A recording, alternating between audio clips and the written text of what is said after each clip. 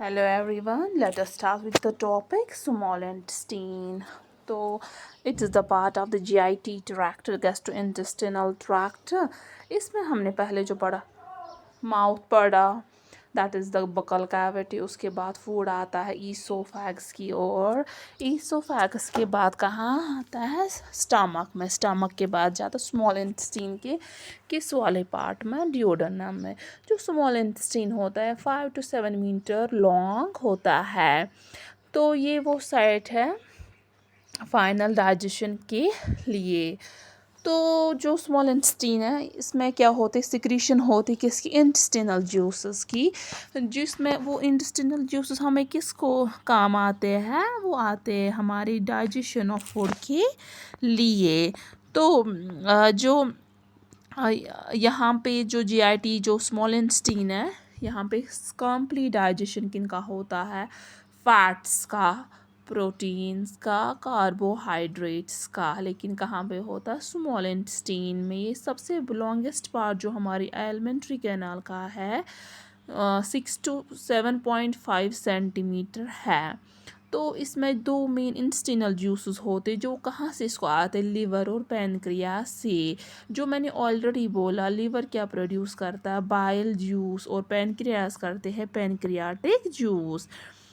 तो ये इम्पोर्टेंट किसके लिए है? प्रॉपर डाइजेशन के लिए. एज यू ऑलरेडी नो, जो लार्जेस्ट ग्लैंड हमारे बॉडी में है वो लीवर है.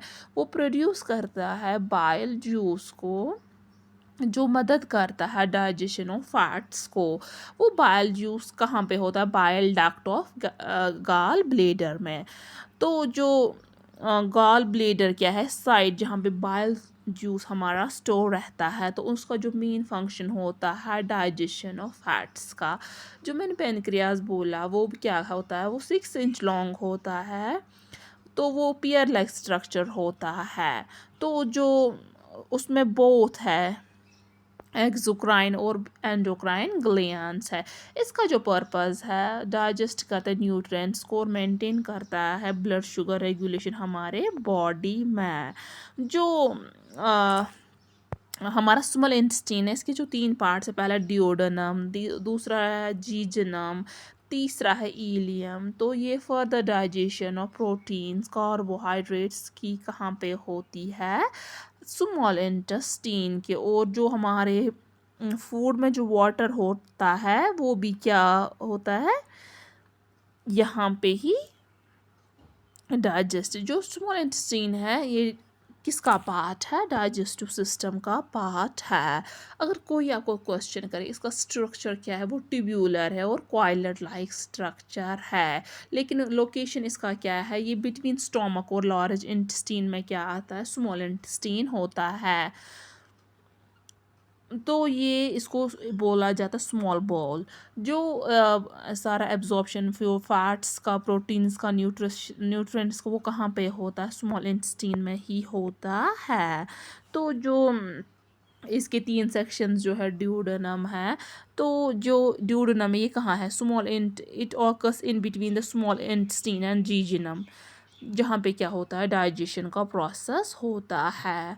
तो जो ड्यूडेनम वो क्या करता है? Starts to prepare the chyme, तो so that it can be broken down into simpler substance and nutrients can be absorbed easily. तो उसके बाद जो जीजनम होता है सेकंड पार्ट है कि कहाँ पे है? बिटवीन ड्यूडेनम एंड इलियम क्या है? जीजनम. तो ये सेल लाइनिंग जो जीजनम की होती है उससे क्या होते हैं? न्यूट्रिएंट्स का एब्जॉर्प्शन होता है. तो काइम हमें कहाँ पे बनता है? ड्यूडेनम में ही बनता है. और वहाँ पे क्या होते हैं? न्यूट्रिएंट्स एब्जॉर्ब होते हैं.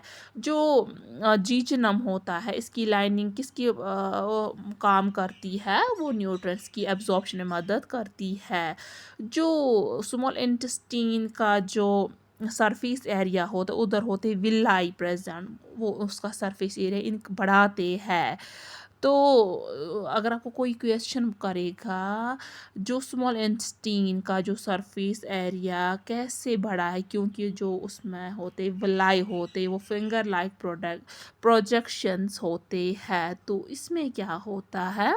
डाइटरी न्यूट्रिएंट्स जैसे फैटी एसिड, शुगर्स वो क्या होते हैं वहाँ पे? एब्जॉर्व होते हैं।